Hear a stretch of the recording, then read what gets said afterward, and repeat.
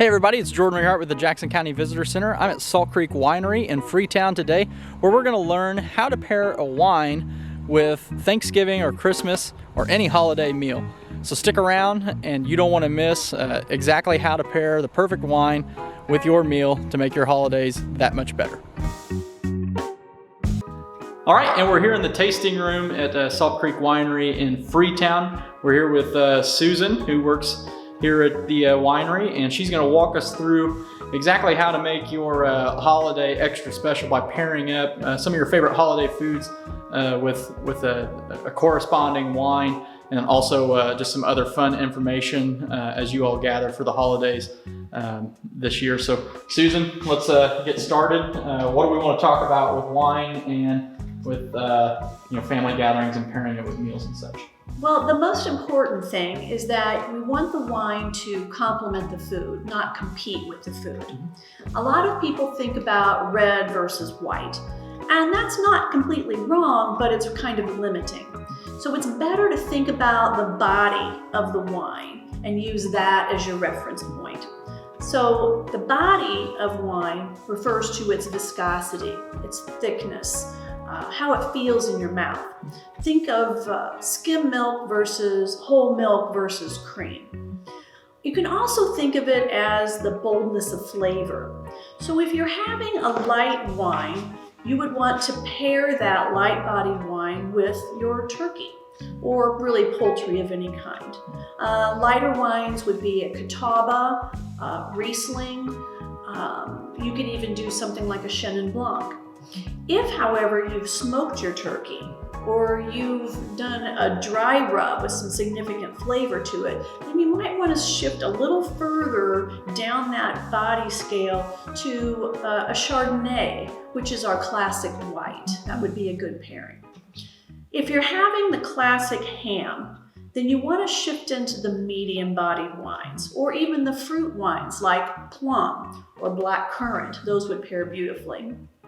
If you're going to do something with beef, maybe a prime rib roast, or maybe you're the family that does lasagna, then you want to go with more of a full-bodied wine, like a red Zinfandel or a Merlot. All right, perfect. And so, a lot of people's tastes range, and particularly with wine, there's sometimes sweet drinkers versus dry drinkers, or somewhere in between. So what are the suggestions if somebody's more of a sweet wine drinker? What's the go-to to make Thanksgiving and Christmas a great meal? Exactly. The most important thing is that drink wines that you enjoy. And if you like sweet wines, drink sweet wines. Once again, back to that reference of the body of the wine. Look at the body of the wine and how it feels in your mouth, and that'll help guide you as to how well that will pair with something. So if you're looking at pairing some kind of a fruit wine with your beef, for example, something fuller body, you could think about maybe the black currant would be a good choice. Or you could even shift into the blackberry, something like that, where it's a little bit heavier body. And a lot of people talk about pairing wine with cheese, and cheese obviously makes a great appetizer for your holiday gatherings, a charcuterie board or anything like that. So let's talk about how to pair wine with cheese. Yeah, same rules apply, but focus on the boldness of flavor as opposed to the mouthfeel. So if you have a lighter cheese like a Havarti, it's light, it's creamy, you want to use a lighter wine with those. If, however, you've got like a blue cheese or maybe an aged Gouda or aged cheddar, those are some serious flavors, so you need a wine that's going to stand up to that. And I would shift down into the Merlot or red Zinfandel group. So if you have a variety of wines, then people can pick and choose the cheeses and the wines that they prefer. And then, of course, you can't have Thanksgiving or Christmas or any holiday without some dessert. And I know Salt Creek Winery makes some fantastic sweeter wines that go really well with dessert. So let's talk about how do we pair up dessert with wine. Absolutely. That's the thing with dessert, is desserts are sweet.